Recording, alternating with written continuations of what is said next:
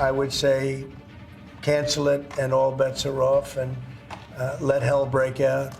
I'd say they ought to be returned by 12 o'clock on Saturday, and if they're not returned, all of them, not in drips and drabs, not 2 and 1 and 3 and 4 and 2.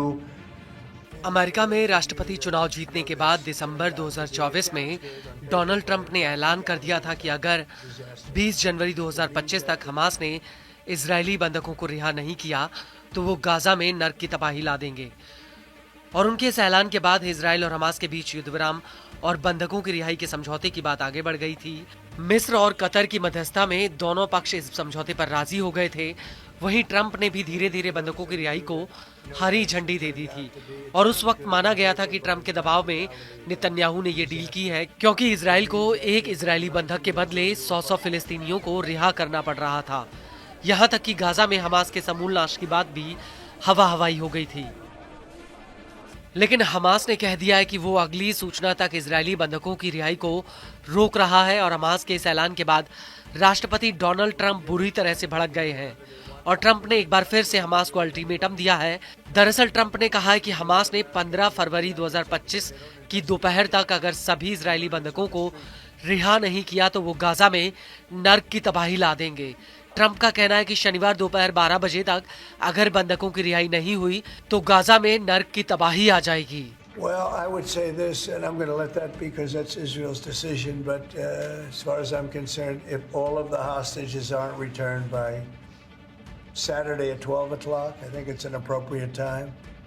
I would say cancel it and all bets are off and let hell break out. I'd say they ought to be returned by 12 o'clock on Saturday, and if they're not returned, all of them, not in drips and drabs, not 2 and 1 and 3 and 4 and 2. Saturday at 12 o'clock, and after that, I would say all hell is going to break out. And I don't think they're going to do it. I think a lot of them are dead.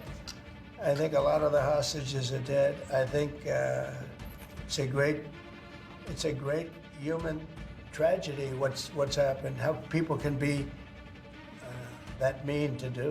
आपको बता दें कि इससे पहले Trump ने खुद ही बंधकों की किश्तों में रिहाई वाले समझौते को हरी झंडी दी थी, लेकिन इस बार ट्रंप ने कह दिया है कि वो धीरे धीरे बंधकों की रिहाई नहीं चाहते, बल्कि एक बार में सभी बंधकों को रिहा किया जाना चाहिए।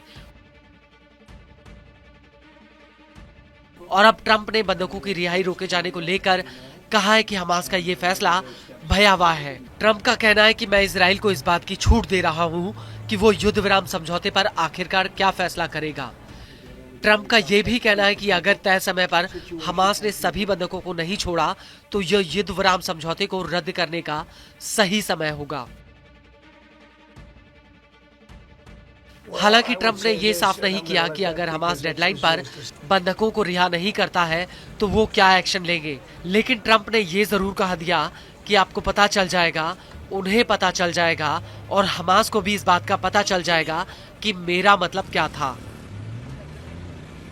वहीं दूसरी तरफ हमास, इजराइल और अरब के अधिकारी पहले ही इस बात की चेतावनी दे चुके हैं कि युद्ध विराम समझौता टूटने की कगार पर पहुंच चुका है और हमास का आरोप है कि ट्रंप का इसमें हस्तक्षेप करने से ये आग और भड़क सकती है, जो ये दिखाता है कि अब अमेरिका इस डील को आगे जारी नहीं रखना चाहता।